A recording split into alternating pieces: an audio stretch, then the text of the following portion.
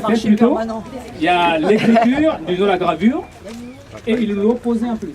Ça veut dire quand même, c'est un geste. Donc cette journée aujourd'hui, c'est une journée qui va marquer quand même Robin. On a été inondé parce que l'eau a sorti par ailleurs. Et avec toutes les sources de cette carissonnière là aussi, qui rejetaient aussi. Donc les moines ont eu l'instinct. Au cadastre, il y a des choses qu'on découvre, c'est inimaginable. Donc la ville de Rouen a toujours été une ville qui s'est toujours occupée des jardins familiaux, ce qui est étonnant.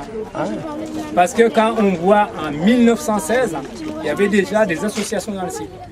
Donc le groupe Fresnel qui est affiché là-bas.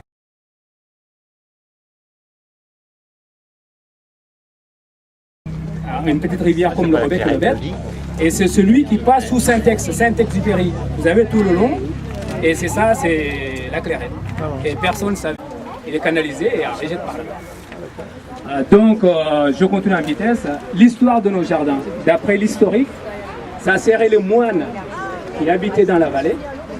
Donc, on pense que ça serait dans le haut de la falaise, disons, de la côte Sainte-Catherine, parce qu'il y a quand même des vestiges là-bas. On ne sait pas si c'est le monastère ou je ne sais pas quoi. Mais des moines ont, comme on dit, séjourné ici.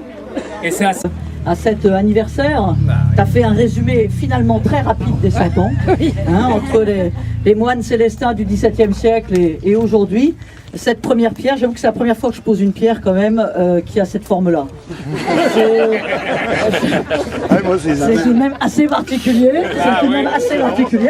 mais merci beaucoup PFG. D'avoir participé à cet anniversaire. C'est vrai que c'est aussi l'occasion pour nous tous de se dire que c'est pas facile la vie associative.